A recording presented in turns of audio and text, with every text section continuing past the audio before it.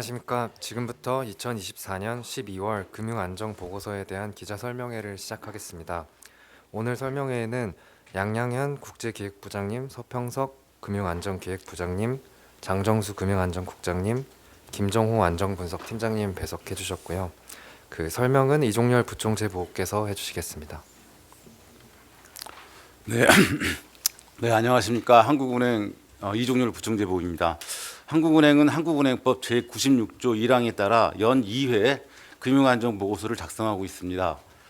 오늘 설명드릴 24년 하반기 금융안정보고서는 금일 PDF 파일로 국회에 제출되었고 다음 주에 책자로 발간될 예정입니다. 그러면 지금부터 금번 금융안정보고서의 주요 내용을 보고서 개관 및 종합평가 부분을 중심으로 설명드리겠습니다. 우리나라 금융시스템은 금융외환시장의 변동성이 확대되었지만 금융기관의 양호한 보건력과 강건한 대외지급 능력 등에 힘입어 대체로 안정적인 모습을 보이고 있습니다. 금년 하반기 중 한국은행은 물가, 실물경제 및 금융안정 상황을 종합적으로 고려하여 통화정책을 운영해 왔으며 거시건전성 정책과의 정책 조합을 통해 금융시스템 안정을 도모하였습니다. 또한 12월 들어서는 시장 변동성 확대에 대응하여 시장 안정화 조치를 시행하였습니다. 부분별 상황을 살펴보면 신용시장에서는 가계대출이 주담대 등을 중심으로 증가세가 확대되었다가 8월 거시건전성 규제 강화 등에 힘입어 둔화 흐름을 나타내었으며 기업대출도 중소기업 대출을 중심으로 증가세가 둔화되었습니다. 다만 대출 연체율의 경우 가계대출은 상승세가 주춤한 모습이나 기업대출은 상승세가 이어지고 있습니다. 자산시장에서는 국내외 높은 불확실성 등의 영향으로 시장금리와 주식가격이 하락한 가운데 변동성이 높아졌으며 주택가격의 경우 8월까지 수도권 등 일부 지역에서 보였던 높은 상승세가 진정되는 모습입니다. 금융기관의 경우 비은행을 중심으로 건전성이 다소 저하되는 모습을 보이고 있으나 금융기관 전반의 자본 적정성 및 유동성 비율이 규제 기준을 상회하는 등 양호한 수준을 유지하였습니다. 대부분의 경우 외환시장에서 원달러 환율이 상승하고 변동성이 증대되었으나 순대외 채권 규모, 외환 보유액 대비 단기 외채 비율, 경상수지 전망 등을 종합적으로 고려할 때 우리나라의 외화 건전성은 강건한 모습을 지속하였습니다. 이상의 결과를 종합적으로 보면 우리나라 금융 시스템은 최근 금융 외환 시장의 높은 변동성에도 불구하고 대체로 안정적인 모습을 보이고 있는 것으로 판단됩니다. 다만 자영업자 및 한계 기업의 부실 누중, 부동산 PF 등 취약 부분의 잠재 리스크가 상존하고 있으며 대내외 금융경제 여건의 높은 불확실성에 따른 금융 외환 시장의 변동성 확대 가능성과 함께 향후 통화정책 긴축 완화 과정에서 중장기적 금융 불균형 누중 등에 유의할 필요가 있겠습니다. 한국은행은 앞으로도 통화정책 운영 시 거지 건전성 정책과의 조화로운 정책 조합을 통해 금융 안정에 유의해 나가겠습니다. 아울러 필요시 시장 안정을 위한 조치도 적기에 실시함으로써 우리 금융 시스템이 안정적으로 유지될 수 있도록 대응해 나갈 것입니다. 이상으로 이번 금융 안정 보고서의 주요 내용을 간단히 설명드렸습니다. 추가로 네, 첨언을 드리자면 금번 금융안정 보고서에서는 최근 금융 시스템에 잠재된 단기적인 리스크 요인들은 물론 중장기적 금융안정 관점에서 취약성과 보건력에 영향을 미칠 수 있는 요인에 대해서도 함께 점검하였습니다. 현안 분석에서는 금리 인하기의 금융 불균형 축적 등 향후 발생 가능한 금융 안정 리스크를 점검하였으며 최근 가계부채의 양적 질적 구조 변화를 감안하여 관련 잠재 리스크를 평가하였습니다. 참고 박스로는 환율 상승이 국내 금융기관의 재무 건전성에 미치는 영향, 자영업자 대출의 차주 특성 및 연체율, 부동산 PF 구조조정 영향 및 관련 잠재 리스크, 인터넷 전문은행 및 저축은행의 건전성과 함께 NBFI 즉 국내 비은행 금융중개 현황과 관련 리스크 등도 분석하고 정책적 시사점을 제시하였습니다. 이상 부연 설명드렸습니다. 금융안정 보고서에 대해 질문 주시면 답변 드리도록 하겠습니다.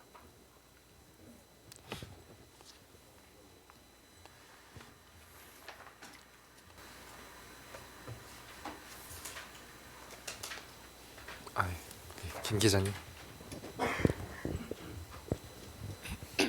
네, 중앙일보 김경입니다. 그 자영업자 취약 차주가 많이 늘어난 것 같은데 연체율도 지금 11%대로 나오는데요. 이게 2015년 3분기 말 이후 최고치가 맞는지 그리고 역대 최대 연체율은 얼마였는지 확인 좀 부탁드립니다. 네, 그 저희 참고 박스로 자영업자 대출 부분을 보시면 그 자영업자 연체율이 3분기에 이제 1.70%이고 취약 자영업자는 11.55%입니다. 예, 이것이 그 이전 최고치는 그러니까 취약 자영업자 같은 경우 2013년 3분기이고요. 그 숫자는 11% 정도 수준이고 역대 최고치는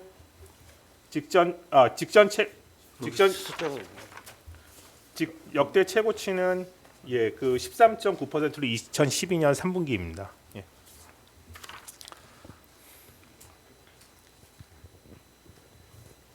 다음 질문 받겠습니다. 역대 최고치는 취약 자영업자가 2012년 3분기로 13.9%입니다. 하나 더 말씀 좀 아마 처음에 질문하셨을 때 자영업자 전체 연체율의 최고치를 말씀하셨던 것 같고요. 그거는 말씀하신 대로 2015년 1분기에 2012년 2분기에 3.26%가 최고치였고요. 직전 최고치는 2015년 1분기로서 말씀하신 대로 2015년 2분기 이후 최고치가 맞습니다.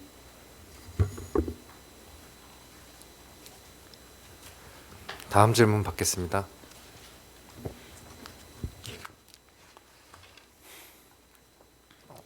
뒤에 이규선 기자님. 네, 연합인포맥스 이규성 기자입니다. 가계부채 관련해서 거시건전성 규제 강화가 증가세 둔화시킨다고 작성을 해주셨는데요. 4분기에 걸쳐서 증가율이 약 1.0%포인트 낮추는 것으로 분석됐다고 나와 있는데 이게 LTV나 DTI, DSR을 어느 정도 강화하는 것으로 가정했을 때 이런 결론이 나왔는지 궁금합니다. 그 분석에서는 저희가 LTV나 DTI를 어느 정도 수준으로 했을 때를 수준별로 이렇게 한 것은 아니었고요. 강하냐 약하냐를 더미 변수로 해서 하나의 그 변수로만 넣었기 때문에 이게 어느 정도 현재 수준보다 강화됐을 때는 퍼센트가 얼마 증가했는지 수준보다는 강화됐을 때는 강화 쪽에 더미를 준 거고 강화되지 않았을 때 0 이렇게 들어갔기 때문에 수준별로는 그렇게 저희가 분석한 건 아니었고요. 그래서 이 강화됐을 때 효과가 어떻게 나타나는지에 대해서 그렇게 분석한 걸로 보시면 될 것 같습니다.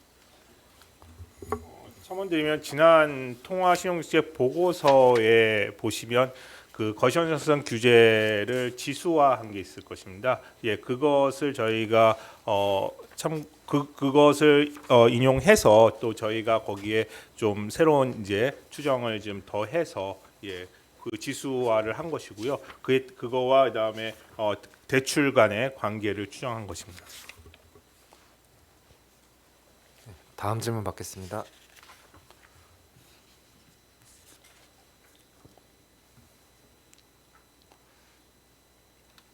신 기자님.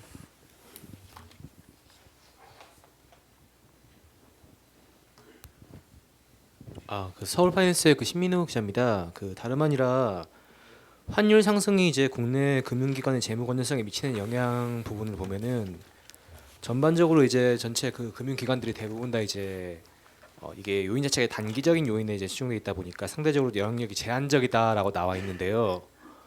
지금 1,450원 돌파한 환율 자체 레벨 자체가 이제 고착화될 가능성이나 내년에 이제 추가로 이제 뭐 금리 인하라든가 이런 것 때문에 오히려 이제 올라갈 수도 있다라는 전망이 나오고 있습니다. 이럴 경우에 중장기적으로 이제 좀 더 이제 고환율이 고착화될 경우에 어떤 영향을 미치는지 좀 궁금합니다.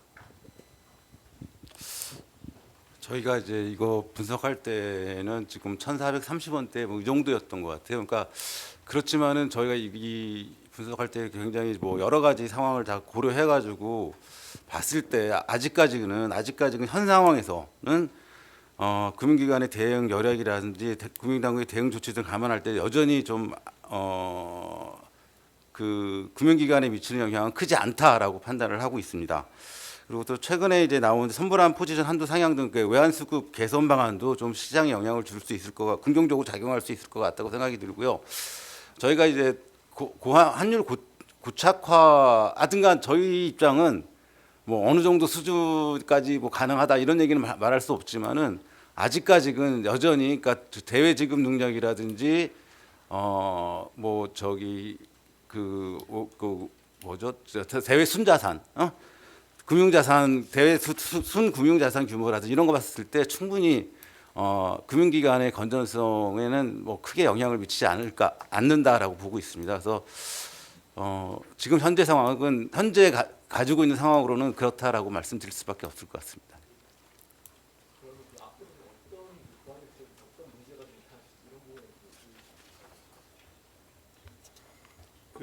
뭐 기본적으로 그 대외 부분에 대한 금융기관의 영향은 어떤 환율 수준뿐만 아니라 그 외환시장에서의 어떤 변동성이나 또는 그 외환시장의 변동성이나 외화자금들의 여건 또 국내 어떤 여건 등이 다 영향을 미쳐서 이제 종합적으로 고려해서 평가할 필요가 있을 것 같습니다. 그래서 기본적으로 저희가 누차 말씀드리지만 외환시장의 어떤 과도한 변동성 만약 환율이 가파르게 변동을 한다든지 이 경우에도 금융기관에게는 굉장히 큰 영향을 미칠 수 있기 때문에 이에 대해서 환율 변동성이 과도할 경우에는 저희가 스무딩 오퍼레이션을 통해서 대응할 준비가 되어 있고요. 그래서 그럼에도 불구하고 여하튼 말씀 주신 것처럼 앞으로 환율이 고환율 수준이 지속될 가능성도 배제할 수 없어서 등 어떤 그런 관련 불확성이 크니까 그러한 관련 금융기관의 건전성이나 재무 상황에 미치는 영향에 대해서는 당연히 외환 당국에서 경계감을 가지고 계속 면밀히 점검을 해 나갈 것입니다. 네, 첨언드리면 그 중장기적으로 환율이 높은 수준에서 고착화될 가능성에 대해서는 쉽게 답변하기 어려운 게 대내외 여건의 어떤 불확실성이 그 어느 때보다 높은 상황입니다. 미 신정부 정부 이후의 정책 방향이라든가 패드의 금리 정책도 좀 둔화되고 인하에 대한 속도도 둔화되고 있고 여러 가지 이런 맞물려 있고 국내 정치적 불확실성의 전개 상황도 영향을 미치고 있고 이 단기적인 요인 외에도 향후의 방향에 대해서 쉽게 예견하기는 어렵습니다. 다만 12월 20일 부총리께서 발표하셨듯이 외환수급 개선 방안을 통해서 선물한 포지션 한도도 상향 조정하고 그동안 유입을 억제했던 규제를 많이 완화시켜서 외화 유동성 측면에서 좀 여유롭게 하고 또 외화 대출 용도 제한 규제 완화라든가 일부 고제도와 포함해서 국민연금과의 FX 수합 확대라는 것은 한 시장 안정에도 좀 도움을 줄 거로 생각하고 있습니다. 그래서 긴 시기에서의 예상을 하기 어렵지만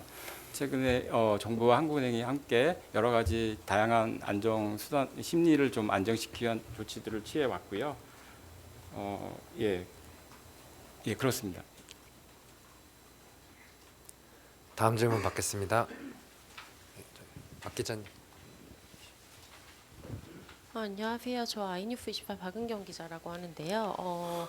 사실 뭐 이렇게 최근에 가장 큰 이슈가 아무래도 탄핵 정국에 접어들면서 이제 금융 시장 자체가 변동성이 좀 커졌잖아요. 근데 뭐 금융 취약성 지수나 뭐 금융 불안 지수가 뭐 아직까지는 뭐 이렇게 위험하지 않다고 말을 하고 있는데 이게 물론 3분기, 4분기가 아직 다 끝나지 않았고 이게 데이터가 지금 11월까지 나와 있는 것 같은데 혹시 12월 들어서 좀 예상을 조금 좀 어떻게 하시는지 만약에 나온 좀 데이터가 있으시다면 혹시 말씀을 주실 수 있을까요? 그리고 또 이게 계엄 이후에 어떤 불안한 상황을 혹시 이번 금화 보고서에 다 반영이 좀 안 된 부분이 아닌지 좀. 그래 같은 최근에 그 정치적 불확실성이 커지면서 경제 심리가 위축되고 그다음에 금융기관 손실 흡수력과 유동성에 대한 우려도 좀 커진 것은 좀 사실입니다. 그렇지만 저희가 지금 봤을 때 가계 기업의 채무 상환 능력하고 금융기관의 보건력 대지급 능력 등을 종합적으로 고려할 때 현재 이제 금융시장의 자금 중개 기능이 원활하게 작동하고 있고 금융기관의 건전성도 양호하게 유지되고 있기 때문에 저희가 금융시장의 그 대체로 안정적이다는 평가는 계속 유지를 하고 있습니다. 특히 이제 과거 경험에 비춰봤을 때도 정치적 불확실성이 그 경제 시스템에 미치는 영향이 굉장히 단기적이었고 제약적이었다라고 그런 점도 고려를 해야 되고 아까 좀 전에 제가 말씀드렸다시피 순대외 금융자산 규모라든지 외환 보유액 대비 단기 대체 비율, 그 경상수지 전망 등 이런 걸 종합적으로 고려해 볼 때는 우리나라의 건전성은 좀 강건하지 않나 이렇게 판단을 하고 있습니다. 다만 이제 그 정치적 불확실성이 장기화될 경우는 조금 더 좀 걱정되는 부분이 있긴 하지만은 그 금융 경제 정책이 차질 없이 추진되고 그 다음에 경제 시스템이 독립적 정치적 정상적으로 작동한다는 신뢰를 준다는 것이 굉장히 중요하지 않을까 그렇게 생각을 하고 있습니다. 그런데 아직까지 그건 다시 말씀드리지만 지금 금융 안정 상황은 저희 나쁘지 않은 편이다 이런 말씀을 드립니다. 예, 부연 설명드리면요. 이번 금융안정 보고서에 저희가 첫 페이지에 보면 그 보고서 작성의 기간을 명시하고 있습니다. 이전까지는 보고서 작성을 작성 전월 말 기준으로 작성을 했으면 이번에는 최근에 어떤 여건이 크게 변화한 걸 반영해서 보고서 발간 직전 2주 전, 즉 12월 10일까지의 데이터, 그러니까 일별 데이터들은 12월 10일까지 데이터를 반영을 했습니다. 그리고 질문 주신 것 중에 또 추가적으로 말씀을 드리면 최근에 어떤 정치적 불확실성에 따른 금융 불안 지수나 금융 취약성 지수가 어떻게 12월에는 반영이 될 것인지를 말씀을 주셨는데요. 주로 그 정치적 불확실성이 나타나는 것은 일단 우선적으로 금융 시장일 것이고요. 금융 시장에 반영이 되는 것은 금융 불안 지수입니다. 금융 불안 지수 FSI는 그 주요 지수가 실물 및 금융 등 20개 지표를 이용을 하는데 그 신용 스프레드라든지 주가, 환율, 변동성 그리고 뭐 연체율이나 CDS 프리미엄 등을 가지고 반영을 합니다. 그러면 아시는 것처럼 저희가 12월 달 들어서 그 탄핵 사태, 비상계엄이 일어나고 그 이후에 탄핵 정국이 들어서기까지 어떤 변동성이 금융시장 변동성이 굉장히 컸는데요. 이 FSI가 또 월별로 이제 산출을 하는 것이니까 월 중의 변동성을 보면 금리하고 주가 같은 경우 주가는 특히 변동성이 굉장히 컸다가 최근 들어서는 그 변동성이 다소 이제 줄어드는 것을 아실 것입니다. 그리고 이제 다만 이제 환율의 변동성이 좀 큰 부분이 있는데 이에 반해서 또 그 신용 스프레드나 이런 것은 상대적으로 여전히 안정적인 것을 보이고 있습니다. 그렇기 때문에 어떤 FSI가 그 12월 중에 어떻게 될 것인지는 좀 더 이렇게 지켜봐야 될 것이고요. 그 다음에 금융 취약성 지수 같은 경우는 신용 축적이나 자산 가격, 그다음에 금융기관 보건력 등 3개 지표를 이용을 해서 만드는 것이어가지고 단기적인 어떤 변동보다는 조금 긴 추이를 나타내기 때문에 당장의 큰 영향보다는 이후에 어떤 신용 변화라든지 자산 가격 변동이나 그다음에 그 금융기관의 그 보건력에 영향을 받을 것을 보입니다. 네, 김 기자님. 네, 여기 자영업자 중에 이제 취약차주 비중이 그래픽상으로는 15.8%로 보면 되는 건지 전체 49만 명 정도인지 확인 좀 부탁드리고요. 이 비중 자체도 역대 최대라고 볼 수 있는지 확인 부탁드립니다. 아니, 취약차주 비중은 그 정도 숫자는 아니고요. 저희가 봤을 때 취약차주 비중은 대출 잔액 기준 한 11.5% 그리고 차주수 기준으로는 13.4% 정도 하고 있어서 생각하신 그 정도 비율은 아니고요. 이 취약차주 비중도 과거 저축은행 사태나 이럴 때 굉장히 높았기 때문에 역대 최고치나 이런 수준하고는 좀 차이가 있습니다. 예, 취약차주수 기준으로 13% 정도 보시면 될 것 같습니다. 13.4%. 예. 명은 저희가 그거는 공개하지는 않고 있고요. 왜냐하면 그 가격치 DB를 사용해서 차주수를 계산하기 때문에 저희가 비율로는 공개를 하고 있는데 차주수 자체는 저희가 공개하지 않고 있습니다. 다음 질문 받겠습니다. 유 기자님. 네, 안녕하세요. 한국경제TV 요성입니다. 그 환율 관련해서 좀 질문 드리고 싶은데요. 여기 그 자료 마지막에 보면 은행은 환율 상승기에 위험 가중 자산 관리에 유의해야 한다라고 하면서 그 각 주에 위험 가중 자산을 조정하는 과정에서 은행의 신용 공급에 영향을 미칠 수 있다라고 부연 설명해 주셨는데 이 부분 좀 구체적으로 어떤 의미인 건지 설명을 좀 부탁드리겠습니다. 예, 기본적으로 이제 환율이 상승을 하게 되면 그 위험 가중 자산, 그러니까 외화 부분의 위험 가중 자산을 원화로 환산했을 때 증가하게 되고 이는 결국은 그러면 금융기관들의 자본 비율의 하락 요인이 됩니다. 그렇기 때문에 그럼 자본 비율이 하락을 하게 되면 금융기관의 일정 기준의 어떤 자본 비율을 유지하기 위해서는 이익잉여금을 가지고 자본을 늘리든지 또는 자본을 증자하든지 아니면 위험 가중 자산을 줄이게 되는 이제 결정을 하게 되는데요. 예, 그래서 그렇게 되면 이제 과거에도 보면 그래서 어떤 이러한 경우 있을 때 환율이 많이 상승을 해가지고 자본 비율이 영향이 크다 그러면 금융기관들에는 일단은 그 위험 가중치가 높은 대출 중에서도 위험 가중치가 높은 신용대출, 중소기업 대출이나 가계 같은 경우 신용대출을 줄이는 경향이 있었습니다. 그렇기 때문에 그러한 변화가 있을 수 변화가 어떻게 일어나는지에 대해서 유의해서 볼 필요가 있다는 것을 언급한 것입니다. 다음 질문 받겠습니다.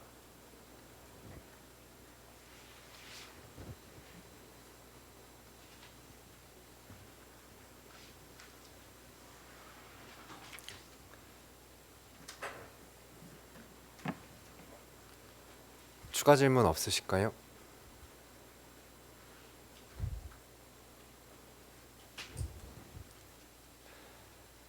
더 이상 질문이 없으신 것 같습니다. 예, 뒤편에 강 기자님. 네, 저 한국경제 강진규 기자인데요. 지금 종합적으로 봤을 때 지금 금리 인하 국면에서 금융 안정에 따른 뭐 걸림돌 이런 건 좀 사라졌다고 좀 더 완화됐다고 평가하시는지 말씀 부탁드리고요. 좀 테크니컬한 건데 그 환율 부분 보면은 그 한미 금리 차랑 그 환율 상관관계가 말씀해 주셨는데 뭐 구체적으로 좀 25pp가 격차가 벌어졌을 때 환율이 몇 프로 오른다든지 그런 식으로 좀 설명 부탁드립니다.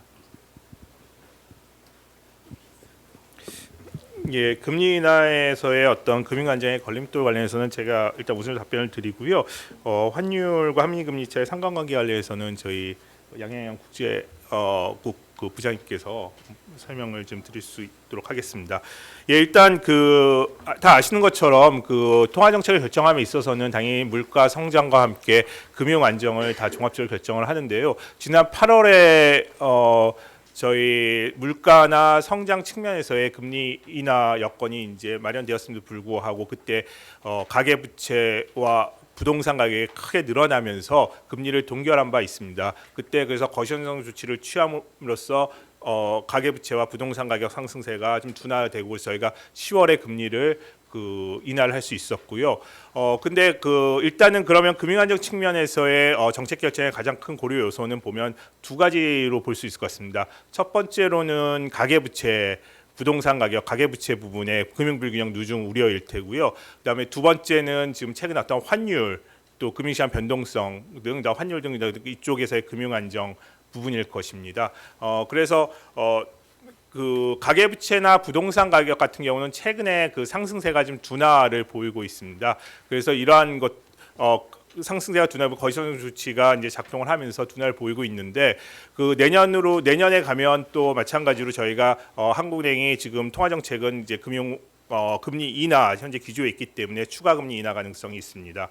이와 함께 또 일각에서는 시장에서는 내년에 그 주택 공급 부족에 대한 우려도 있습니다. 이는 일정 시점이 지나면서부터는 또 언제든지 주택 가격이나 부동산 가격이나 가격차가 다시 늘어날 수 있는 것이고요. 그래서 통화정책 결정함에 있어 지금 당장의 가격차 부동산 가격은 상승이 둔화되고 있지만 그럼에도 불구하고 계속해서 모니터링을 하고 통화정책 결정에서 그 변화를 고려해서 결정을 해야 될 것이고요. 이와 함께 환율 부분에 있어서도 환율도 당연히 통화정책에서 주요 고려 사항인데 이는 이제 환율이 실물적 물가에 영향을 미치는 것뿐만 아니라 아시는 것처럼 저희 환율이라는 것은 심리에도 굉장히 큰 영향을 미치고 또 금융기관의 재무건전성이나 이런 금융 안정 측면에서 영향을 미치기 때문에 이 부분도 역시 지금 통화정책 결정할 때 주요 고려 사항이라고 할 수 있겠습니다. 강 기자님 질문에 대해서 간략히 답변 드리면 금리 인하와 환율 간의 관계는 그동안 이렇게 명확하지 않았었고요. 금리 차가 역전폭이 확대될 경우에는 환율이 어떠냐라는 부분에 대해서도 여차 총재님도 답변했듯이 그동안 크게 영향을 주지 않았던 걸로 보여지고요. 다만 환율 말씀드린다면 펀더멘탈도 영향을 받겠지만 위험 선호 성향이라든가 기타 달러와 강세를 초래한 여러 가지 요인들에 의해서 다양한 요인에 의해서 영향을 받고 있기 때문에 일률적으로 금리차 역전폭 확대만 가지고도 환율의 영향을 좀 답변드리기가 좀 어렵습니다. 예. 그리고 계량 분석 어떤 수치화된 거는 나중에 좀 제가 지금 준비가 되지 않아서 말씀드리기가 좀 그렇습니다. 네.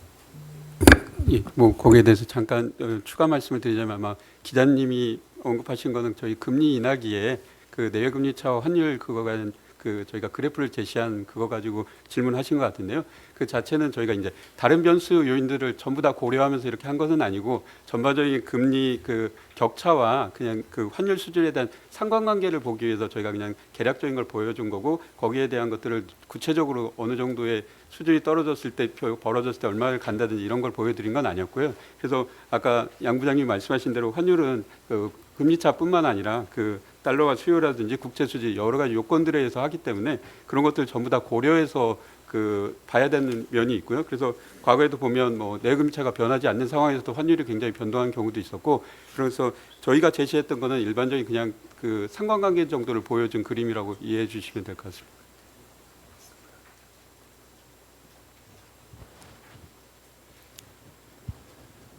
다음 질문 받겠습니다.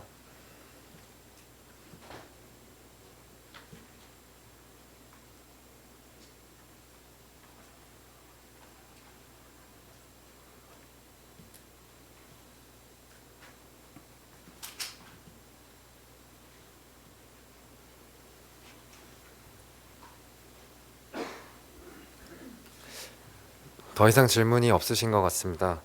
이상으로 오늘 설명회를 마치도록 하겠습니다. 감사합니다.